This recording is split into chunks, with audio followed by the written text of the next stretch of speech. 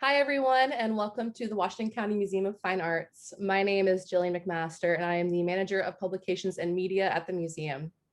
Thank you for joining us for the first installment of ArtBites, a collaboration between the museum and the Blue Ridge Community and Technical College's Academy of Hospitality and Culinary Arts in Martinsburg, West Virginia.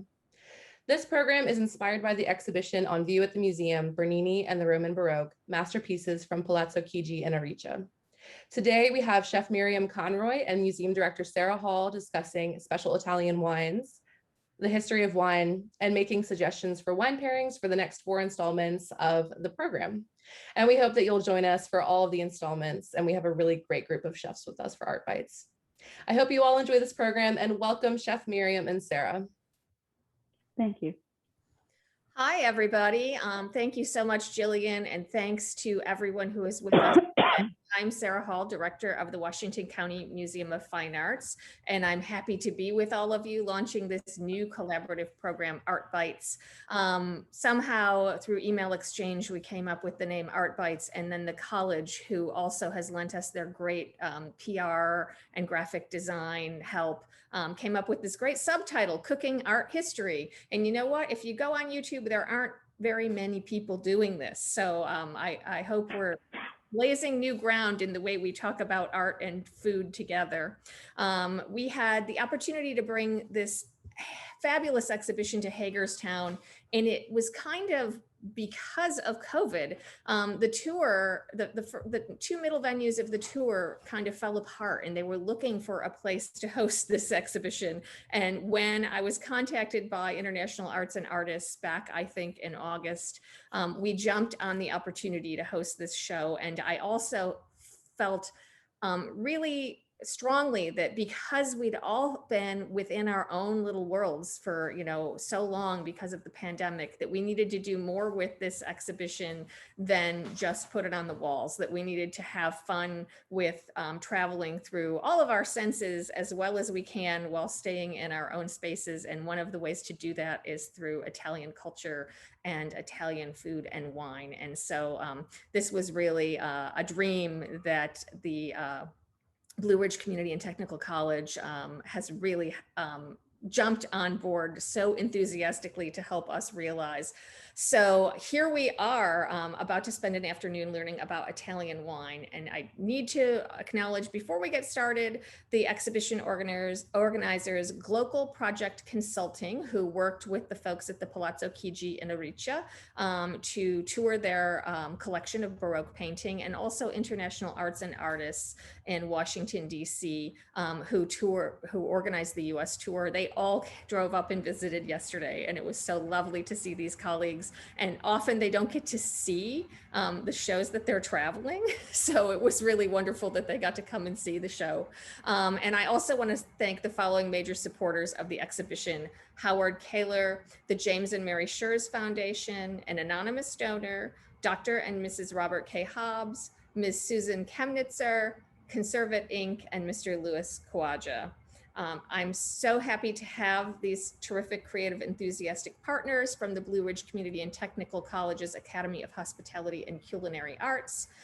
What we decided to do as we worked through this collaboration, I wasn't sure whether we were going to find, different chefs from different places for different programs, or whether we would be able to work with one program as we were able to negotiate. And so I was perfectly ready to compensate the chefs personally. And what we ended up doing as we worked with the college is creating a scholarship. So the honoraria that would go to the chefs is becoming a scholarship to allow a Washington County student to attend the program. So that's a other wonderful level of this collaboration, is that we're working together, we're having fun together, and hopefully we're enabling some more education as into the future as we go along. This is particularly meaningful today because we're going to be looking at a painting of Bacchus, which is subtitled The Allegory of Taste, which kind of goes with this entire series. And we're also, the painting associates the Roman god of wine with taste, and that makes perfect sense because wine is such a huge part of Italian culture. My job today is to introduce you to the painting, which is called Bacchus or the Allegory of Taste, which I just mentioned, by Pierre Francesco Mola. And then my partner for today's program, Chef Miriam Conroy, is going to teach us something about Italian wines and help us make some good choices over the coming weeks. So I will say that I'm happy for this to be conversational. So I told Miriam she's allowed to interrupt me whenever she wants to. And I am also happy for you guys to type questions in the chat. You know, normally if we're in a gallery, you would, I'd be standing in front of a painting and I'd be asking everyone, well, what do you think about this painting? How can we guide our conversation together? So if anyone has any particular questions, just go ahead and put them in the chat. And I'm gonna open and share my screen now. There's our nice little Bacchus with our ArtBites logo, which I mentioned before was wonderfully designed by the folks at the college. And a little credit for our collaboration there. So here we have Bacchus, and he's, whoops, sorry.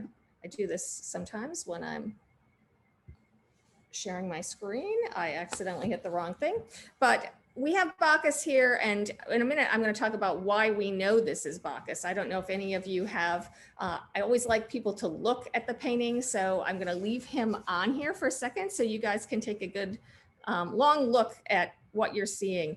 He's pretty large, and I'm sorry, I meant to insert a picture of him in the galleries in the PowerPoint and I didn't, but he takes up a lot of space on the gallery wall. He's really commanding and charismatic. I call him the hunk that comes with the show.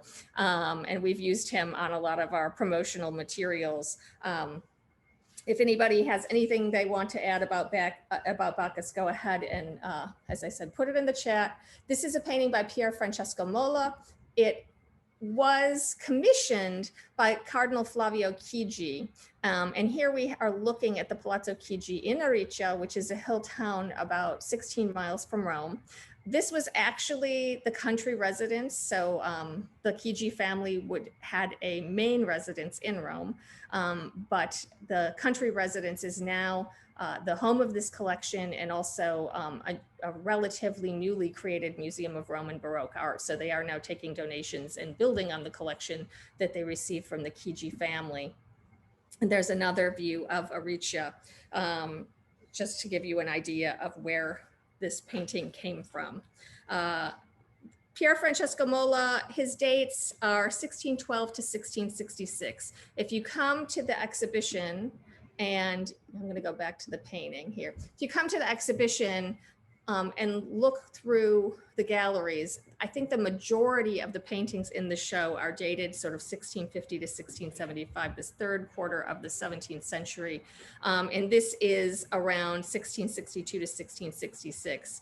The artist was commissioned to do a series of paintings on the senses for Flavio Chigi's bedroom. They now hang when they're at home in the Palazzo. They now hang in this room. Sorry about the fuzzy image. I had a hard time getting images of this room. And of course you can't see any of the Mola paintings in here. It is a room in the Palazzo called the dog's room because of the very 4 large paintings of greyhounds that hang in it. When we were getting ready for this, Miriam said it seemed very appropriate that Bacchus would hang in a room called the dog's room. So yeah, and they hang as over door images in this room, over lintels. And the rest of the series, which was unfinished in Mola's studio at the time of his death, includes a painting of Narcissus depicting the sense of sight. And of course, we know the story of him falling in love with his own reflection.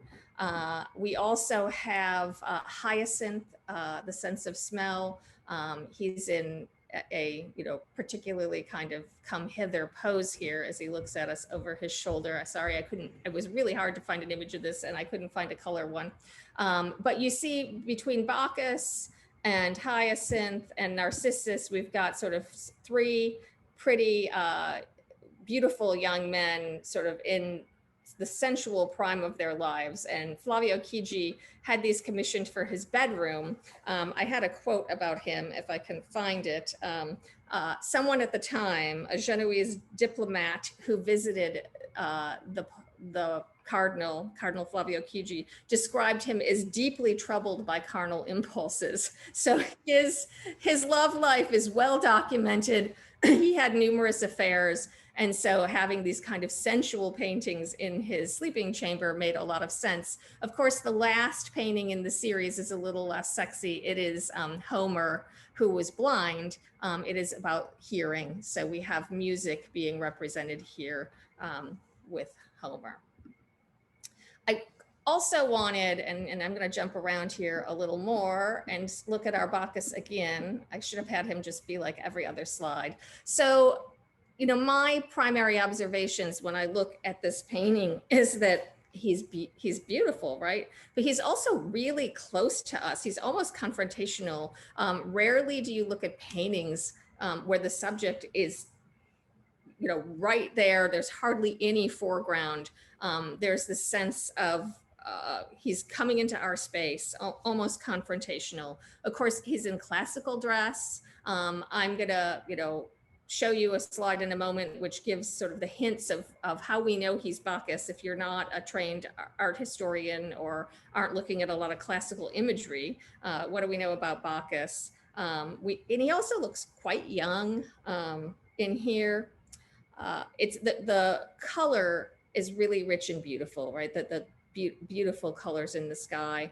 And I know when we were hanging the exhibition, there was this, you know, we were all commenting on the flatness of this goblet that he's holding out, sort of offering to us. And I'll talk about that in a moment as well. So let me get back to where we were after his companions. And I just thought some of Mola's other work was kind of interesting because this is dated to about the same time period, David with the Head of Goliath. And again, the figure is right there, almost coming, and especially the Head of Goliath in this really, when we talk about Baroque art, we often talk about diagonals and these dynamic compositions and this sense of the emotional. And just look, you know, he's already beheaded Goliath, but so we know he's giant by the size of his head there in the lower left, which is really, you know, protruding at this diagonal into our space. It's incredibly dramatic, yet at the same time, we have this beautiful, youthful figure and this great sort of vigor and sense of color. So one of the quotes that I read about Mola as a painter, which I really liked, was written by art historian Dawson Carr, who just recently retired, and he wrote this while he was working at the Getty, that he described Mola as among the most sophisticated practitioners of painterly painting in 17th century Rome. And I think we can see both in our Bacchus and in this, the color and the brushstrokes that make this feel really, really painterly and expressive. And here is my little sort of blurry slide in which I've pulled some details out to show you how we know he's Bacchus. We know he's Bacchus because there is up in the left, which you can almost miss, a cluster of grapes. He's wearing he's crowned by vine leaves. They could be actually grape leaves. They could be ivy. Either of them would be appropriate for Bacchus. And wearing what looks to be a leopard skin, which is often shown. Sometimes he's depicted with a leopard or a panther, and sometimes wearing a fawn skin, but usually dappled skins. And there again is the wine goblet. I'm going to go really quick because I want to get you to Miriam and the wine, but some other images by Mola of Bacchus. So here's Bacchus very young, once again, with the wreath of vine leaves. And here he has his ceremonial staff, which I think if he could, you know, sort of touch the staff to the ground and immediately cause vines to grow. And here is Bacchus overseeing the crushing of his grapes by Seders. And here, we have a sort of in-between Bacchus, sort of adolescent Bacchus. And a couple other really famous images of Bacchus. So we have on the right Michelangelo's Bacchus, who is actually drunk, right? You can see that figure is actually drunk. He might stumble and fall off of that plinth he's on.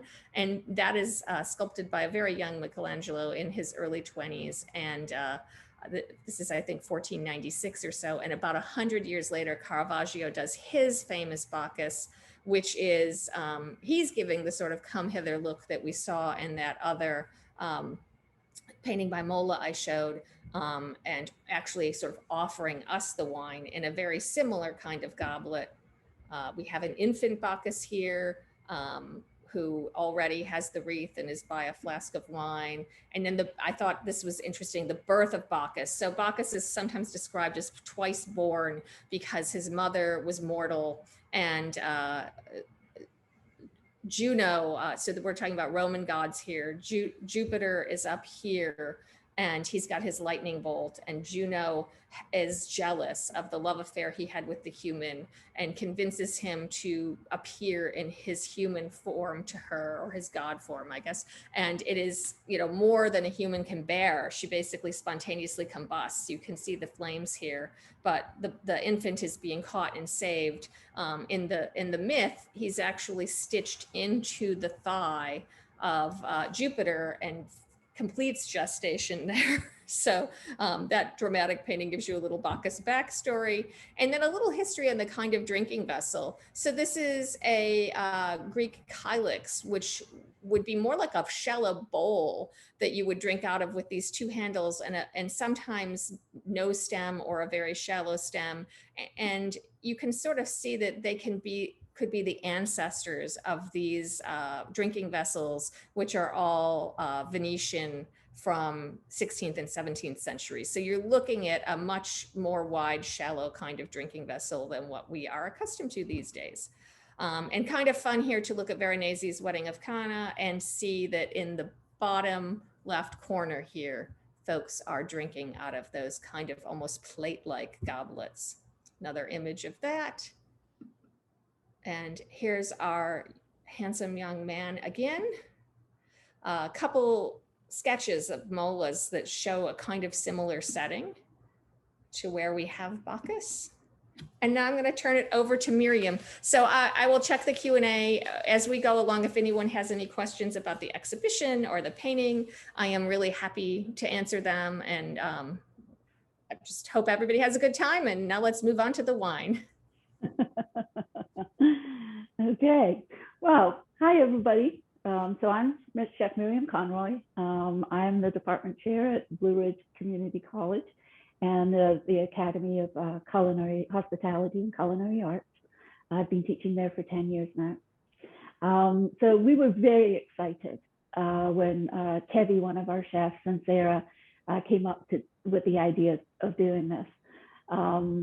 It's a wonderful way to showcase the art, and it's also a wonderful way for us to showcase the art of culinary. So as the weeks progress, I'm not doing any actual cooking today. I'm going to talk about wine, but other chefs in our program will be presenting dishes, and then you can match them up with the wine. Okay, so let's get started.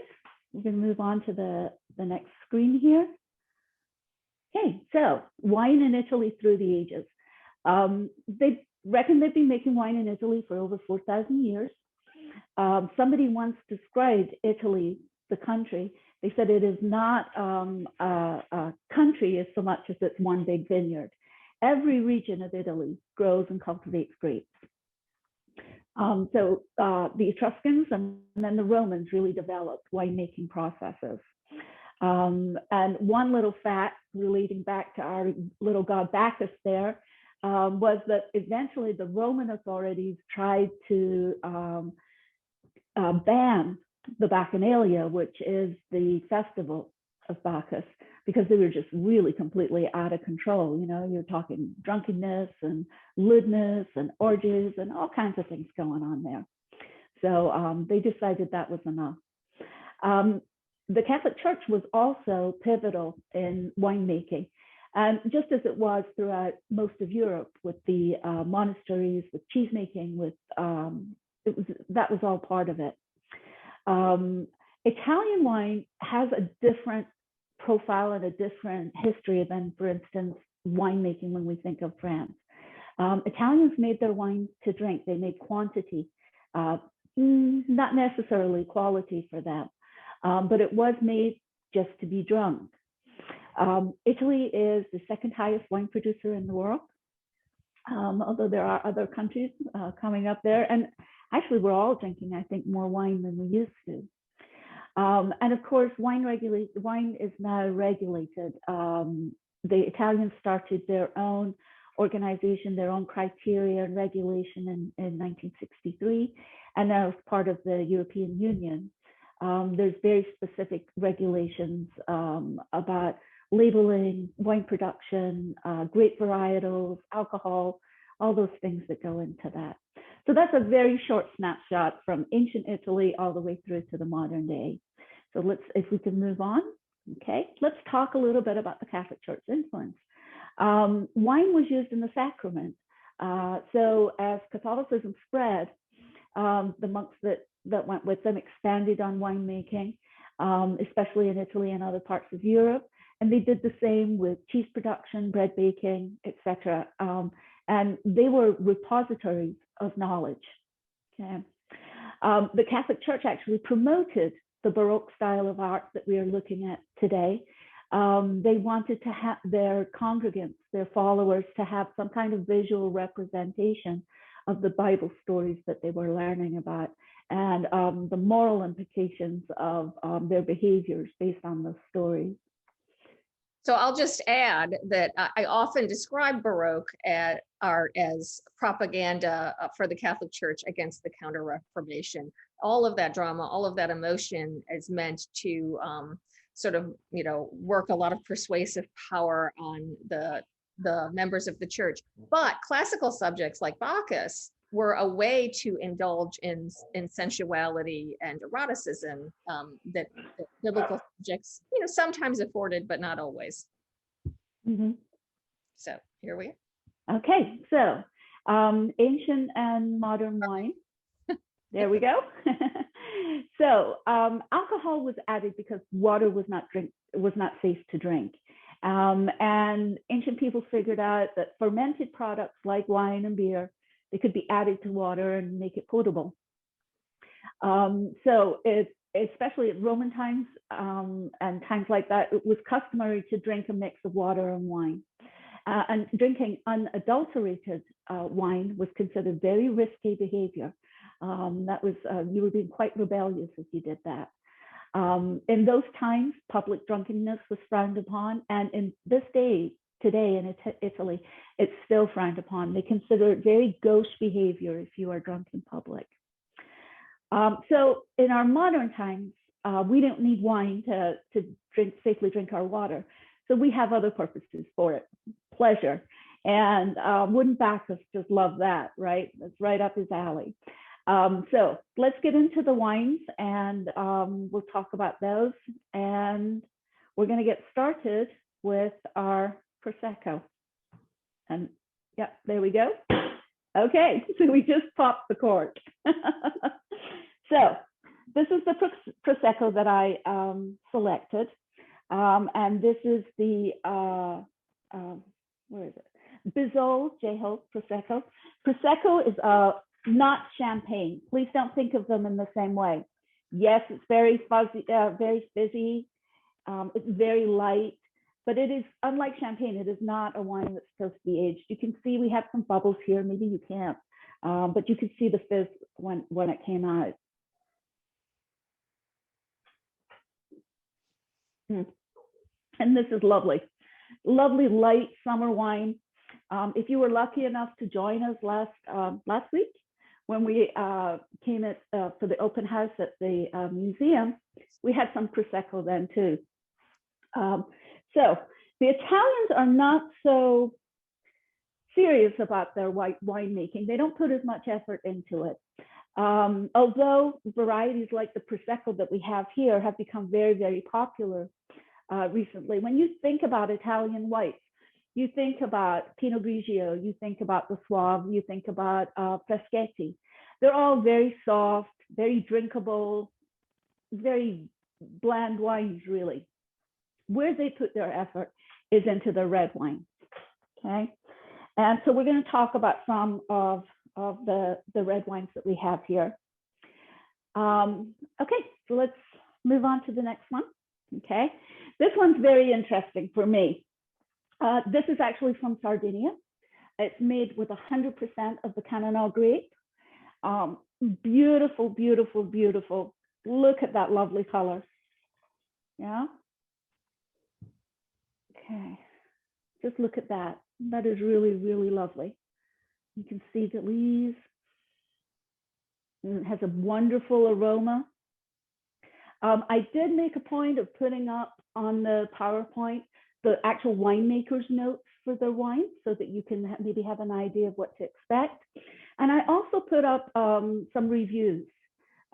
James Suckling is mentioned quite a few times in here, and he is a really well-known wine enthusiast.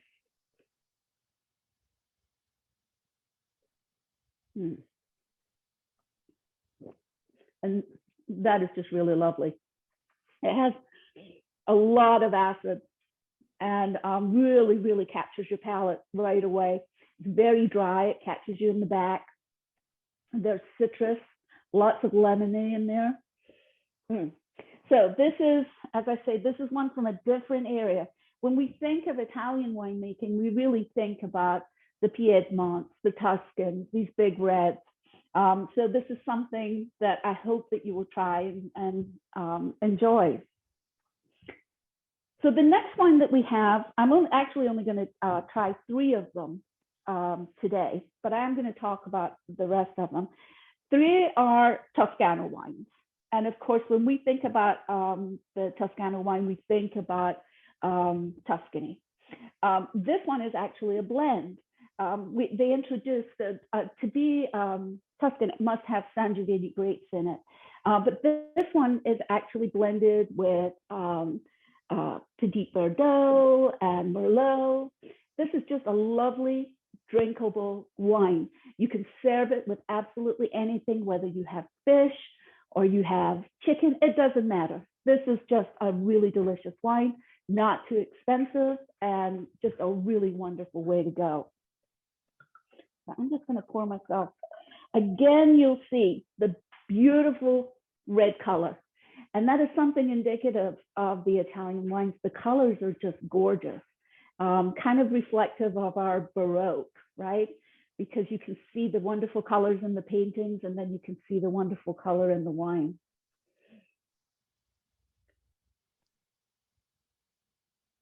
It's soft, it's velvet. Sarah, what do you think? It's really easy to drink. It is, it is. Again, not a wine that is meant to be aged, to be put away, but very representative of the Italian spirit of enjoy the day, enjoy the moment, right? Enjoy the rest of my Saturday.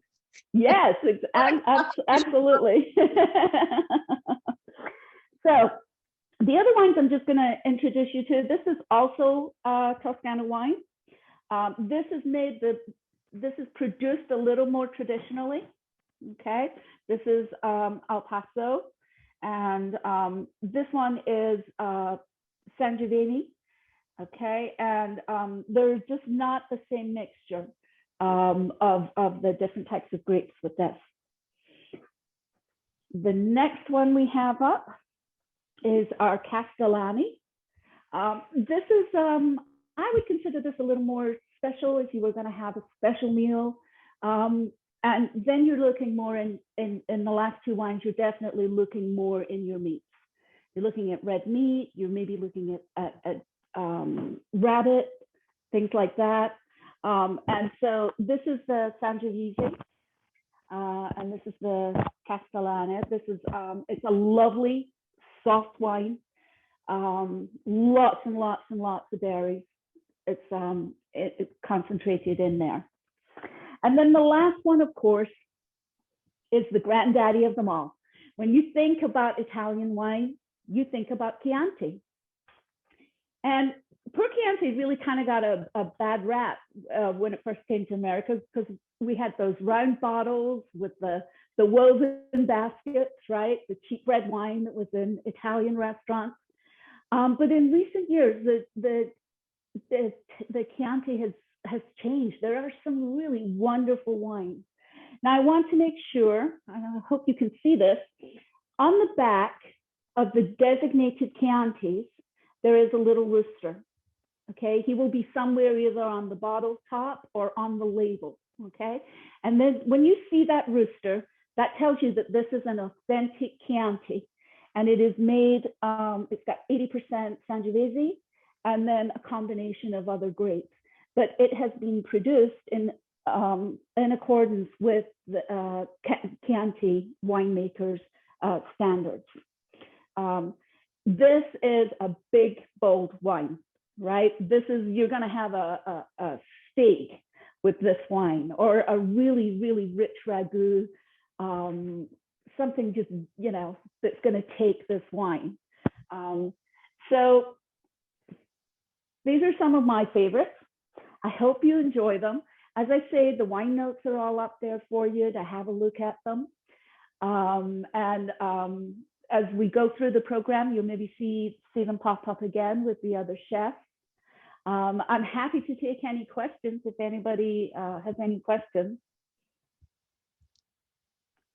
Well, I'm going to say our next ArtBites is going to be the fresh egg pasta with Chef Ashley. So is there one that folks should have on hand when they make this, you think? Yes, I would definitely be going for the Zingari, right? And in fact, one of the things that Chef Ashley is going to show you is how to use chitarra. And a chitarra, it almost looks like a musical instrument. And it's actually a special piece of equipment that they developed for cutting pasta.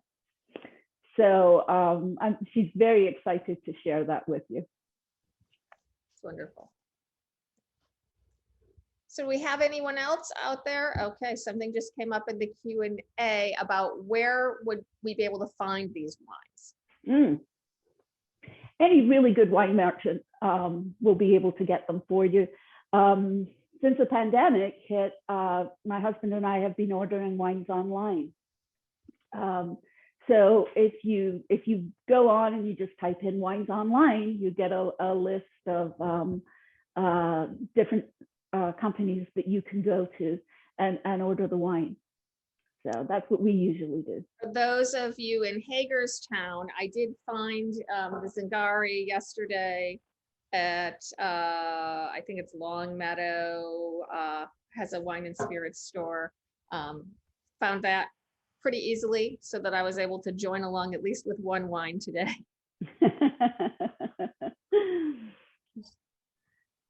I think we have some other questions in chat. I love the retro basket woven bottles, but not necessarily. It's true. They're so full of atmosphere. Yeah. I mean, for many people, they made the Italian restaurant experience, right? You went in, Frank Sinatra was playing on the stereo, and you had red wine in woven bottles. Spaghetti. But that's okay. What usually a red and white gingham tablecloth, right? Yeah, there you go. So in just the last few minutes we have, I just want to take a couple of seconds and just promote the Culinary Academy. We're really, really delighted about the scholarship that we were able to put together. And if you know anybody that is interested, please don't be put off. Don't think because they're an out-of-state student, because the school is in West Virginia, that it's just not going to be feasible for them. Come in, talk to us. We have wonderful programs, and they are financial aid people will just have lots of different ways of helping you get through college. And the culinary arts program is just growing and growing. We have a catering program now. We also have a new food truck that we are using as a lab for students to learn how to run a small business, how to operate a food truck, and everything from the legal requirements that it takes to be able to do that all the way through to suitable menus, right? So, so that is something that we're all very excited about and working on. That's terrific. And we're always trying to reach out to folks in West Virginia and let them know that our museum is a regional museum and we serve 4 states. So we want everybody who's within an hour or so, at least, to be coming and enjoying our exhibitions. I had one person asked about getting a copy of the slides and said they were terrific. So good job, Miriam. You have, and certainly anybody who registered in advance, we could follow up with a copy of the PowerPoint. If you didn't call the museum and register, you can call the museum and ask for a copy of the slides, and we will make sure that we email them to you. Sounds good. And do you have any idea how, the scholarship I know is being administered through the foundation. Do you have any idea how that works in terms of information for students? Yes, they can go on directly to the website and go into our foundations, and there all the forms and everything that they would need are there. They can go ahead and type information in, and it's sent right to the foundation. So the access to it is very, very easy. Well, and we had a nice comment that Shepherd University Lifelong Learning is cross-promoting these sessions, and that really makes me happy. Of course, I want all of us to get as many people excited about the exhibition and excited about the food and the college and the museum as possible. The advantage, we are live streaming on Facebook, and we have a handful of people watching us that way, as well as those who got the Zoom link. The advantage to registering with the Zoom link is that we will send you material in advance. So everybody got the wine list yesterday. We will try to get recipe and ingredients to everyone for next week. Yes. I don't know that you actually want to cook along with, but you can certainly, we'll have the videos available on our YouTube channel. So they'll be there to access and help you along if you need to. And if you want to have things on hand so that you can eat the same thing the very day, you can do that. Yes, absolutely. Absolutely. We do a lot of Zoom classes, and what most people do is they watch, and then when they get the copies, that's when they start cooking, right? And they go through that. Press pause.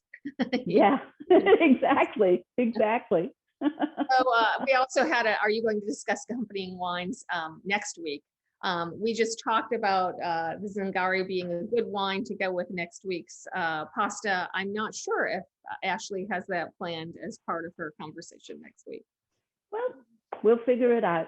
And, if she prefers to use another wine, then that's fine. The thing about wine, one of the things I really love about it is it's such an individual experience. Sure, you get the reviews, where you have taste of berries, and you get pineapple in this note and whatever. But schmuck, it's all about what you taste and what you enjoy. If you get those notes of pineapple, lovely. If you don't, it's no less an experience, because you are getting something that maybe I would have missed, right? It's all about that individual palate. So never be intimidated by wine. Just try it and enjoy it and find what you like. I'll say something almost sacrilegious here, which is, one of the things people at museums really hate is, I don't know much about art, but I know what I like. But I think people also say that about wine. I don't know much about wine, but I know what I like. So. Yeah, it's true. I think some people might feel like, well, I don't know what I'm tasting here. And that's okay, because wine is a journey, right? So you can maybe not figure out, well, I didn't quite know what that was, or I didn't quite like that, but try a different kind, try another bottle, and then you will find what you like, right? So it's one of my favorite things in the world. I love wine, and there's always new discoveries to make. It's the same with cooking. It's never the same thing. It's always a new adventure, right? And that's it makes it exciting for me. That's wonderful. Well, this has been so much fun. I feel like we got the series kicked off in a really nice way. Folks, we're doing all of this, we're offering these programs for free, because what we've discovered through the pandemic is, while we can connect with a broader group of people using the internet, it's really difficult to charge for programs. Everybody likes to be able to sort of log on and watch at their leisure. And I understand that myself. So if anyone wants to join the museum, let us know. We're happy to take donations to help us offset the cost of the program. As I said, we're donating some money toward the scholarship, and we're also covering some of the costs of the chef's food. But I'm really happy to have this team of wonderful people to help us dig into the Baroque and explore these artworks in a different way. Using all our senses, which goes along with Flavio Chigi's commission of the paintings of the senses. Very much so. Very much so. All right, folks, if nobody has any more questions, I think that's a wrap for today. All right. Come visit us at the museum. I'm going to stop the slideshare so you can see both of us at the end here. Thanks so much, Miriam. It was a pleasure. And I saw in your bio, you know, that you've been in the area for a while and you used to work at the Bavarian. And yes, I did. Yes, I trained there for 3 years under Chef Wolfgang Blumenand. So it's a fabulous establishment. Yeah, it's really wonderful. And I learned so much there. Had my own little catering company for a while, and then started getting into the teaching and just taking on more and more classes. And I truly love it. It's just a joy to go to my job most days. Well, so you can't ask for more than that, can you? When I first talked to Kevy, who was my contact at the college, because we both have roots in Pittsburgh, I thought maybe I would find someone who would take us through pasta.